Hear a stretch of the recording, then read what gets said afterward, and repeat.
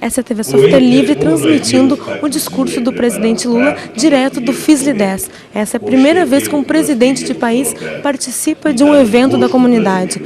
O presidente Lula chegou ao 10º Fórum Internacional Software Livre, acompanhado da ministra-chefe da Casa Civil, Dilma Rousseff.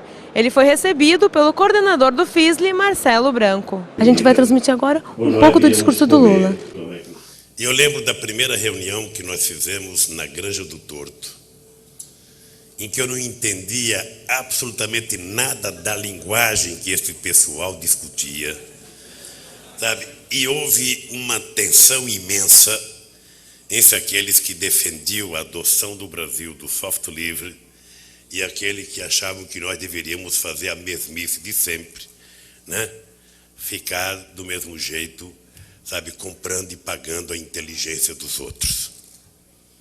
E graças a Deus prevaleceu no nosso país a questão e a decisão do software livre.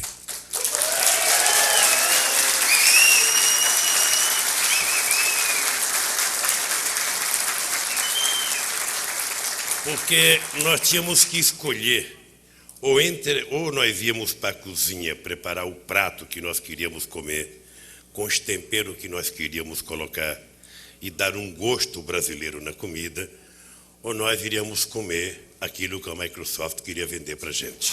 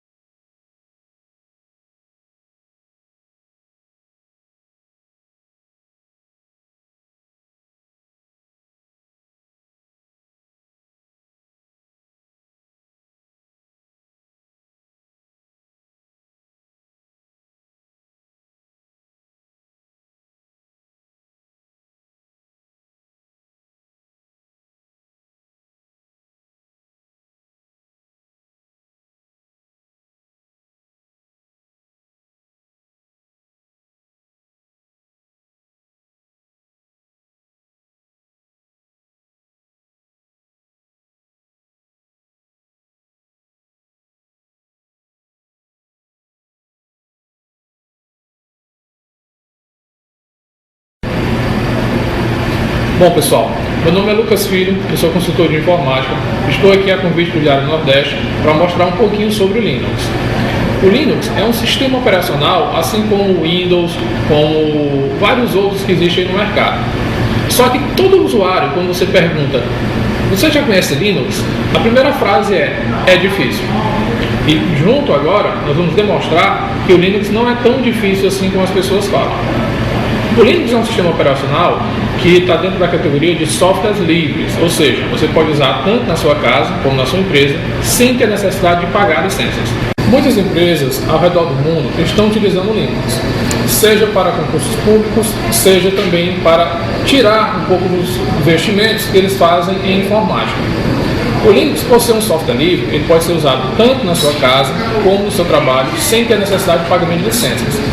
Diversos concursos públicos, como da PRF, Polícia Rodoviária Federal, para a DataPrev, CERT e diversos outros, estão utilizando softwares livres. Aqui no estado do Ceará, o governo do estado está se preparando para uma grande migração de todas as suas secretarias para o software livre.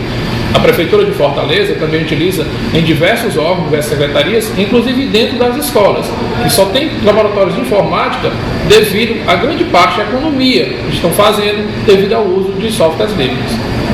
Mas será que o Linux é tão difícil assim? Por que é que não está sendo tão utilizado, se é tão bom como a gente fala? Bom, o grande problema que nós encontramos hoje no Linux é uma questãozinha chamada marketing.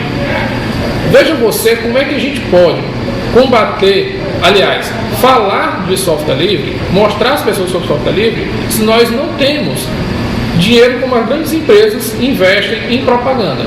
É muito difícil, mas também é muito prazeroso, porque nós conhecemos diversas pessoas ao redor do mundo que podem nos ajudar a qualquer hora, sempre que tivermos algum tipo de dúvida.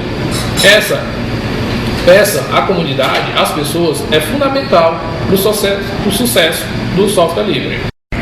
Pois eu vou ajustar. Esse, pessoal, é o Big Linux. O Big Linux é um sistema operacional desenvolvido por Bruno Gonçalves, de Brasília, e diversas outras pessoas ao redor do Brasil que ajudam em testes e também ajudam na confecção de papel de parede, imagens e tudo mais. Uma grande vantagem também do Linux em relação a outros sistemas operacionais é que ele já traz todos os programas ou boa parte de programas que você utiliza no seu dia a dia. Você não vai precisar ficar tendo diversos CDs para instalar diversos programas para satisfazer as suas necessidades, porque ele já traz em suas grandes distribuições diversos programas, como por exemplo o broffice.org, que vem um pacote de editor de texto, planilha, apresentação, banco de dados e fórmulas matemáticas. Eu acho que deu para ver, basicamente, que o Linux é realmente um grande sistema operacional. Uma das outras vantagens também que nós encontramos dentro do Linux é a incorrência de vírus, ou seja, em mais de 15 anos de Linux, não existe nenhum caso grave de vírus para Linux. Isso quer dizer que você pode acessar a internet mais tranquilamente, você pode inclusive usar o Linux para consertar os vírus de outros sistemas operacionais, fazendo com que, ao utilizar um Live CD, que é o CD que pode ser usado no Linux, sem você ter que instalá-lo, fazer todo o backup, copiar seus arquivos, formatar o seu computador e você ainda tem os seus arquivos guardados. Uma outra vantagem também, e aí fica um pedido da comunidade de software livre, é que as instituições de ensino abracem a causa do software livre. Imagine você, que é aluno de uma dessas universidades, faculdades espalhadas pelo Brasil, tivesse dentro do seu curso de desenvolvimento de software ou de computação, projetos relacionados ao software livre. Você teria a capacidade, a possibilidade de trabalhar com programadores renomados em diversas partes do Brasil e do mundo, aumentando drasticamente o seu currículo e também as ferramentas e a notoriedade dessas instituições de ensino.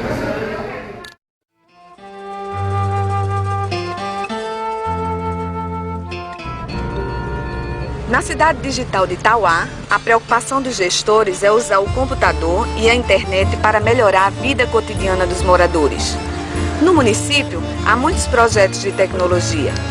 O mais promissor deles é o que facilita a rotina dos agentes de saúde.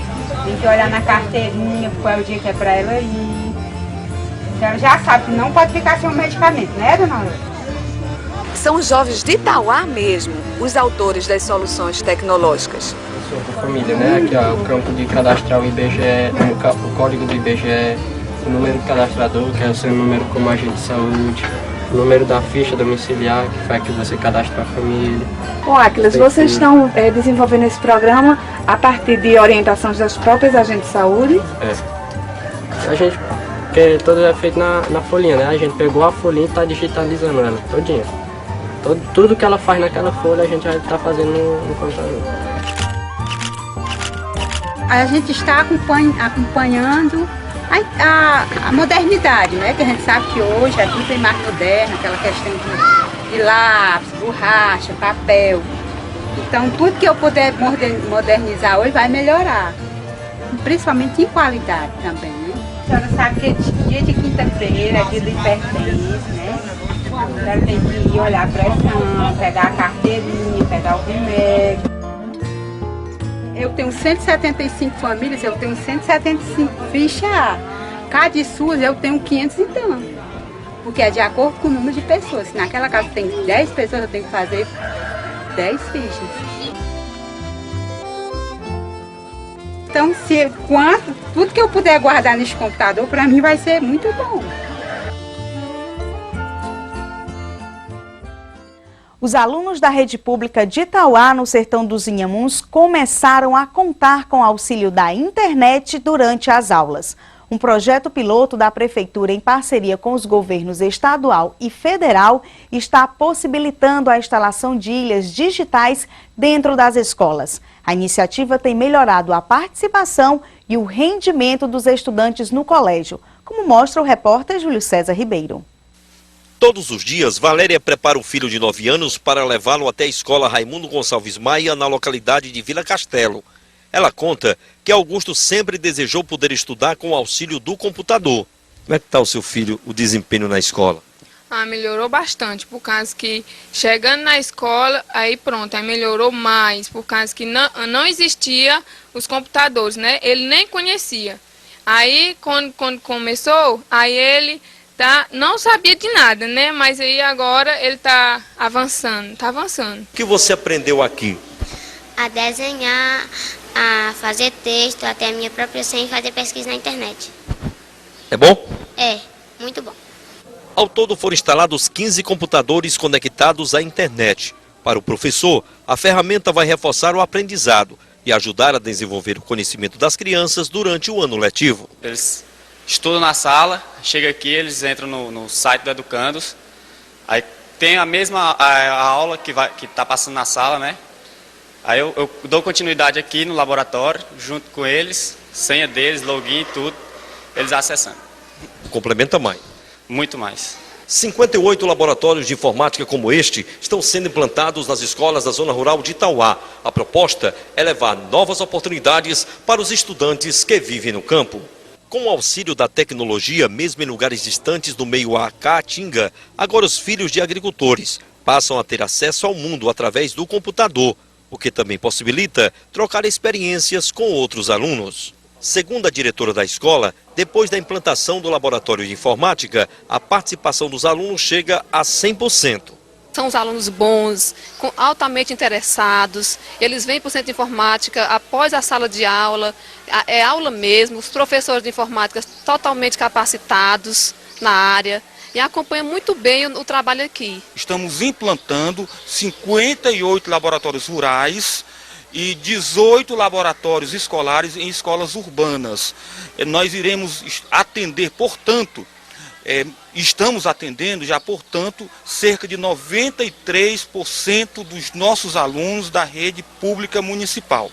E essa é uma parceria com o governo federal e com o governo do estado do Ceará. E os computadores, os laboratórios de informática estão sendo utilizados verdadeiramente como ferramentas de aprendizagem. O meta-reciclagem é uma ideia, um conceito, um movimento. Nós estamos fazendo aqui uma oficina de meta-reciclagem que tem por objetivo estar difundindo um pouco a tecnologia, como mexer com os computadores, como trabalhar com essas máquinas. O objetivo é humanizar essa tecnologia e reapropriar desse lixo, desse computador obsoleto para algumas empresas e tal, para a gente dar um novo uso para ele, uma nova cara para ele também. Isso aí pode influenciar coisa na sua vida no futuro. A gente coloca o nosso lado artesanal para fora, né? A gente se inspira. É bem legal fazer isso. Porque eu tô sempre aprendendo, né? Sensibilizar o jovem para um potencial de profissão que às vezes ele não considerou ainda na vida dele, na carreira dele. Poxa, eu posso ser um técnico, posso ganhar dinheiro com isso. Isso aí é uma profissão de desmontar computador, montar como técnico assim, tô gostando muito. Quero ser técnica de computação. Quero fazer um curso completo de manutenção e quero trabalhar nesse ramo. É uma profissão, né? Pode me ajudar um dia, quem sabe. E aqui eu vou aprender pelo menos o básico do básico, né, mano? Já para começar. Na verdade, eles vão pegar o micro inteiro, desmontar todo e depois vão remontar esse micro. Então é uma engenharia reversa, né? Eles vão aprender desconstruindo. Depois a gente vai para uma outra parte, que é a pintura dele, para depois remontar e botar para funcionar. Por exemplo, eu mesmo não sabia que poderia pintar o computador. Foi uma coisa bem divertida e eu mesmo posso fazer no meu. Meu chefe perguntar se eu sei mexer no computador, eu digo, eu sei mexer no computador, eu aprendi. Olha aí, ó. Eles não estão nem piscando.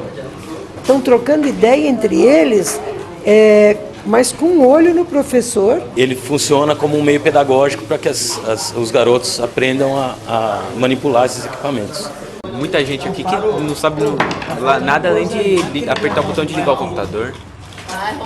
É bom aprender, né? Baseado na ideia de apropriação da tecnologia e a replicação. A gente quer promover a apropriação dessa informação, né? A gente não quer que as pessoas só sejam receptores, né, desse conteúdo, dessas informações que estão disponíveis na rede, né? A gente quer que essas pessoas produzam os seus próprios conteúdos, né? Tipo, ajuda a profissionalizar a pessoa, ajuda até ela a conhecer as coisas dela, né? Vai ao encontro do interesse dos jovens, essa metodologia. É uma demanda que está aí na sociedade. Você não vê o interesse desse de jovem em sala de aula. Eles dispersam, né? Então, eles estão socializados aqui dentro, eles estão atentos, todo o seu potencial de atenção está nessa oficina. Por quê? Porque é o que eles querem, né? Eles querem se apropriar, né, dessa nova tecnologia. Afinal, a gente vive a revolução tecnológica, né? Para o futuro, melhorar o futuro. Fiquei sabendo que um menino montou uma lan house só de computadores reciclados, aí vamos tentar, né? Meu sonho é isso, meu.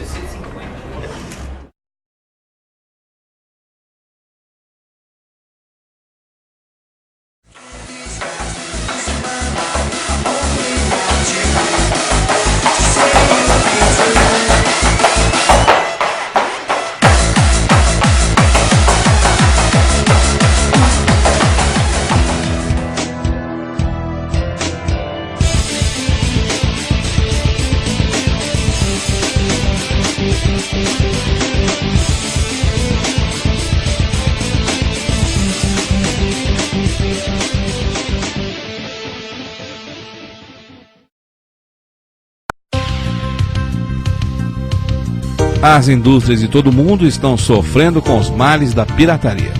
E o Brasil, obviamente, não poderia ficar de fora. O comércio ilegal no nosso país, principalmente de CDs, calçados e produtos de informática, chega a ser de 6 para 10. Ou seja, entre 10 produtos vendidos no Brasil, 6 são piratas. Outra forma de pirataria que já virou mania nacional é a de softwares. A estimativa é que quase 70% dos usuários de computadores utilizam algum tipo de programa pirateado. E a facilidade de encontrar um comércio ilegal faz com que os números cresçam ano a ano. Diante disso, a Associação Brasileira de Empresas de Softwares, a ABS, está percorrendo o país, treinando policiais e outros agentes públicos para combater a pirataria e aplicar as pesadas sanções sobre aqueles que fazem uso deste recurso. Para falar sobre os riscos e as consequências perante a lei do uso de softwares piratas, nós entrevistamos o Dr. Lucas Lins, que é advogado e especialista em direitos autorais. Ok, Fernando. As implicações hoje são umas implicações assim, muito sérias e muito graves, né, para o que acontece hoje no dia a dia, quem sabe do empresário, quem sabe do profissional liberal também.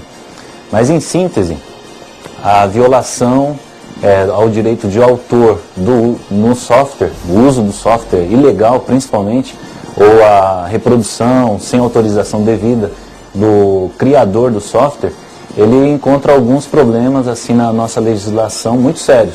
Algumas pessoas pensam que simplesmente ela efetuando o pagamento daquela cópia irregular, daquela cópia fraudulenta, ela estará livre, né, das sanções penais e cíveis, né, no nosso país. Mas ainda existem as sanções penais. Então não é simplesmente o pagamento que seria uma sanção cível que a pessoa estaria livre e tranquila. O empresário ele tem que ficar preocupado com a sanção criminal. A sanção criminal, independente dele efetuar o pagamento para o titular da obra, do titular do produto, né, no caso o software, ele ainda estará em curso na penalidade do artigo 184 do Código Penal e os seguintes, né? Ali ele pode chegar, inclusive, a ser processado pelo poder público e ele responder aí um processo criminal que pode chegar de 2, em alguns casos de 2 a 4 anos, em alguns casos mais sérios, né? Quando ele praticou o ato de comércio do software ilegal, então a pena pode chegar de 2 a 4 anos de reclusão. Então é uma pena muito séria, inclusive além de responder o processo criminal, ele ainda responde o processo civil, que é o pagamento e o recolhimento de todos aqueles equipamentos e o software ilegal que ele tem utilizado. Essa questão da penalidade ou de uma apuração de ter que pagar 3.000 vezes o valor do software por máquina, ele acontece em algumas situações que não é possível o juiz ou a pessoa, um perito, ou a empresa que é a detentora dos direitos do software, do uso do software, apurar quantas peças foram reproduzidas, né? Então, aí, nesse caso, realmente, a pessoa será condenada a efetuar o pagamento de 3.000 vezes o valor do software, utilizado ilegalmente sem a devida autorização.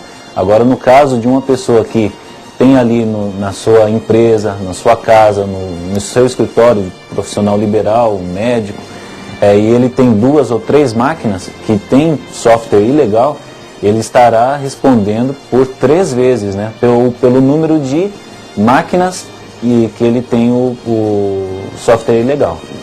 Muitas empresas têm normas rígidas quanto ao uso dos equipamentos em serviço, mas outras nem tanto. Por isso é comum depararmos com escritórios lotados de máquinas com softwares ilegais. Muitos deles baixados de sites que distribuem gratuitamente programas piratas que podem conter, além dos vírus, um processo trabalhista e criminal. Outro detalhe importante é esse, realmente, Fernando, que a empresa ela tem que vigiar o seu empregado dele se ele não está colocando um software ilegal dentro de sua máquina, dentro do seu computador, laptop, né? Muitas vezes a empresa desconhece o que o empregado colocou dentro da máquina, que é de uso profissional. Então, não é o empregado que vai responder. Quem vai responder é o patrão, é a empresa que vai responder. Então, nesse caso, o patrão, o dono da empresa, o empresário, ele jamais poderá alegar perante a justiça de que isso é culpa do empregado. Porque o equipamento não é do empregado, o equipamento é da empresa. Então, cabe aí para os nossos amigos empresários o cuidado de zelar, de sempre estar vigiando o seu funcionário, o seu empregado. E se realmente o empregado colocar um software ilegal por conta própria, ele poderá até ser passível de ser dispensado por justa causa. É uma ação que o empregador, né, o patrão poderá tomar, que é dispensar o seu empregado por justa causa.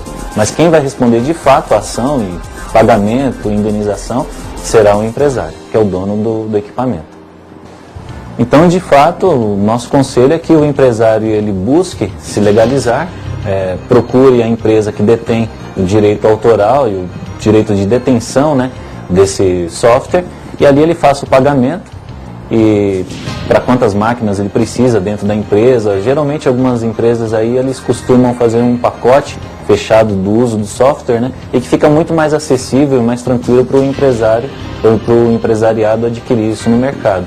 Outra situação é ele sempre tomar cuidado, porque além da infração perante o detentor, ele tem a infração perante o fisco. E se ele não paga pelo software, ele deixou de pagar impostos e com certeza o fisco virá atrás de você. Então, conselho aqui, se você não tem condições de legalizar, use um programa aí livre, né? Um programa, um software livre, de uso livre, que aí você também estará legalizado e tranquilo, você não vai ter problema nenhum. Um instituto, né, que tem entre seus sócios 10 conhecidas instituições de ensino brasileiros, acaba de ser condenado a pagar uma indenização no valor de aproximadamente 250 milhões de reais. E essa é uma decisão já do Supremo Tribunal de Justiça. Tá?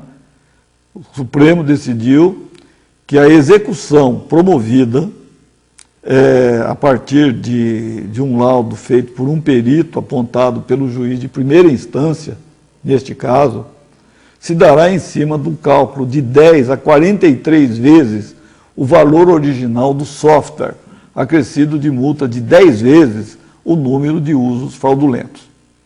Além disso, conforme os termos da sentença, essa instituição deverá pagar indenização diária de no mínimo R$5 mil, cujo período será previsto pelo mesmo juiz.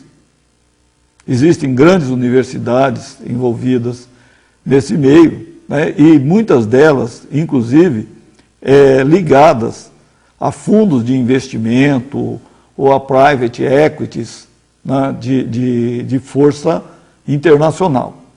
Dessa forma, é preciso que nos lembremos que essas condições fazem com que se olhe com mais atenção, com mais carinho, né, o uso de software dentro da instituição. Aquele jeitinho de se usar softwares piratas, cópias não autorizadas, é preciso hoje muito cuidado, porque o custo disso pode ser altamente danoso para as instituições. Nesse nosso caso aqui, as instituições envolvidas alegam, na verdade, que como elas eram sócios da empresa que comprou o software, cada uma dessas associadas teria o direito de se apropriar do aplicativo. Né? Mas, na verdade, não foi esse, melhor dizendo, o entendimento dos tribunais. Em outras palavras, né, se eu for comprar a licença para uso de um software dentro da minha instituição ou aqui dentro do meu escritório e eu tiver 10 pontos de utilização, não é por eu ter comprado um que eu tenho o direito de duplicar isso daí e utilizar em todos os meus pontos. Portanto, mais do que comentar esse triste episódio que mancha a imagem do segmento, mais do que isso, é o alerta. Não use software pirata. Olhe bem o contrato que você está assinando, para que você não tenha amanhã dissabores como esse. Pense nisso.